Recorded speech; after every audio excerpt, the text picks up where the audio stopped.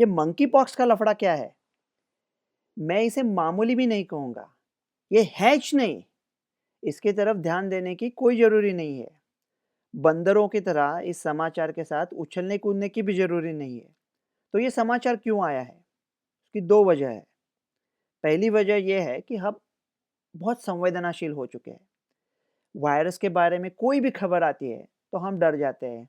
कहीं वो कोविड जैसा ना निकल जाए, पूरी ज़िंदगी तबाह करके ना चला जाए।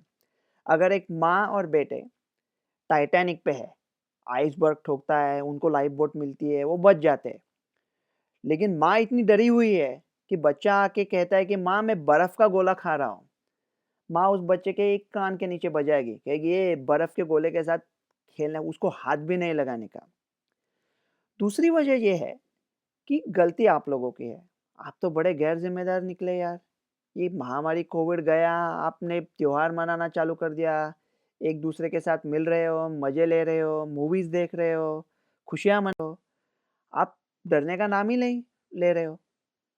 गब्बर की भाषा में कहना है, तो साले सब बच गए। बहुत नाइंसाफ़ी है ये।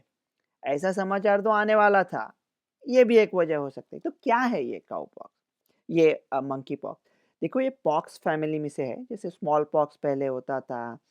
ये काऊ पॉक्स, चिकन पॉक्स। मैंने पॉक्स के बहुत कम केसेस देखे हैं। कोविड के हज़ारों देखे थे। मंकी पॉक्स का तो मैं गूगल करके बैठा हूँ। मैंने खुद एक भी केस नहीं देखा है। ये बहुत मामूली डिसीज़ है। ये स्किन से चालू होता है, शायद चेहरे से चालू होता है, तो स्किन में थोड़ा डीप इन्फेक्शन होता है, फिर बदन में फैल सकता है। ये रेस्पिरेटरी ड्रॉपलेट से ही फैलता है। बहुत निकट के संपर्क में आने से भी वो फैल सकता है, लेकिन एक इंसान से दूसरे इंसान में फैलने का चांस बहुत कम है। ये समलिंगी लोगों में इसकी संभावना ज़्यादा लग रही है। वो अभी केसेस देख रहे हैं, थोड़ा एक कनाडा में आया था, अभी यूएस में 2 आए हैं। मैं अभी नॉर्वे में बैठा हूँ, पीछे पहाड़ी है, लोग ऊपर-नीचे जा रहे हैं, मैं रूम पे बैठ के वीडियो बना रहा हूँ। तो अगर दुनिया में कहीं पे है तो सब जगह पे हो सकता है। अभी इससे कुछ कॉन्टैक्ट ट्रेसिंग से वगैरह मैं उ उसके तरफ ध्यान देने की कोई ज़रूरी नहीं है और हमारे सब अकल के दुश्मन फिर भी कोविड का टेस्ट करते रहेंगे, ये बाकी सब कुछ। लेकिन ये अभी फैलने वाला नहीं है और अगर किसी को हो भी जाता है, तो ये बहुत ही मामूली है। तो इससे क्या होगा फिर? मतलब कुछ नहीं होगा, न्यूज़ आएगी, चला जाएगा। आप जिन लोगों को होता है उनको उसके ऊपर स्कैब आता है, वो अपने आप ठीक हो जाते हैं, दूसरे को फैलाएँगे नहीं, ठीक हो जाएँगे, तो उसमें डरने की क्या बात है? तो क्या फिर उसकी दवाई भी है और टीका भी है। टीका कैसे रहेगा? देखो, स्मॉल पॉक्स का जो टीका है, वो टीका ये मंकी पॉक्स के खिलाफ चल सकता है। तो अभी उसके डोसेस है 3 करोड़ दुनिया में। वो है जर्मनी में है, जापान में है, न्यूज़ीलैंड में है। तो भारत को क्या होगा? देखो वो भारत में आने वाला नहीं है। आया तो आपको होने वाला नहीं है। हुआ तो आपको कुछ होने वाला नहीं है। आप दूसरे को दोने देने वाले नहीं हो।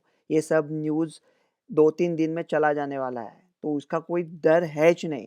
लेकिन अगर भारत के लोग सोच रहे हैं वैक्सीन का, भारत ये काफ़ी लोगों को मिल चुका है इसका वैक्सीन।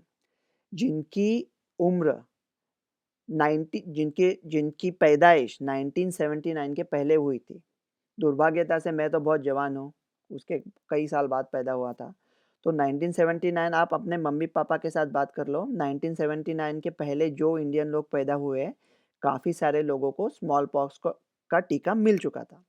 तो क्या स्मॉल पॉक्स इस मंकी पॉक्स से आपको बचा सकता है? 3 से 5 साल तक बचाता है, लेकिन मेरा मानना ये है और ये वही सही निकलेगा। मैं पूरे आत्मविश्वास के साथ कह रहा हूँ, वही सही निकलेगा।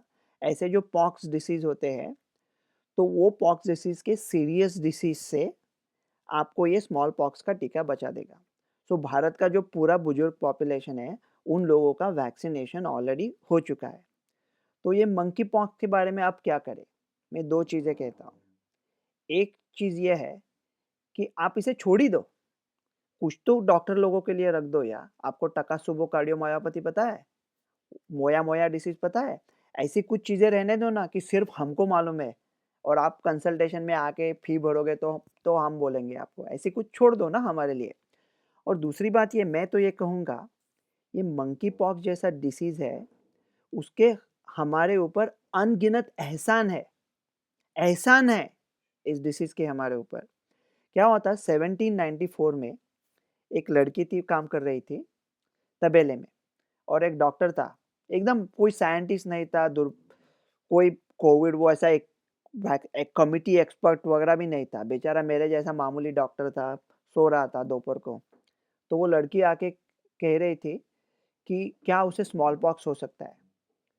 तो उसने कहा नहीं मुझे स्मॉल पॉक्स नहीं हो सकता क्योंकि मुझे काऊ पॉक्स हुआ था। वो डॉक्टर ने वो सुन लिया, अरे जिसको काऊ पॉक्स होता है उसको स्मॉल पॉक्स नहीं होता। तो उसने ये सोचा कि लोगों को काऊ पॉक्स दे देंगे, मतलब जो गाय में होता है पॉक्स वो लोगों को दे देंगे और उससे वो स्मॉल पॉक्स से बच जाएंगे। तो गाय को लैटिन में बोलते हैं वाक्का, वाक्का से आता है वैक्सीन। सो 1796 में विश्व का पहला वैक्सीन बना था, एडवर्ड जेनर ने बनाया था और वो काऊ पॉक्स के वजह से बनाया था।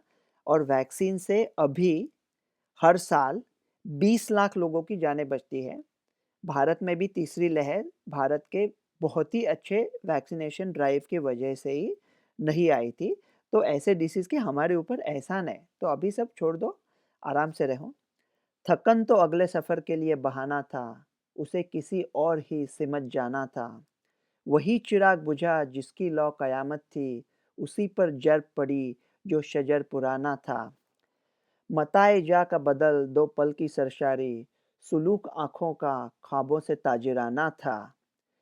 वही फिराक की बातें, वही हिकायतें वस्ल, नई किताब का एक-एक वरक पुराना था। तो यही कहानी आपको अभी बार-बार सुनने को मिलेगी। आप छोड़ दो, आप आराम से रहो। डॉक्टर रवि गोडसे। नमस्कार, मैं हूं मानक गुप्ता।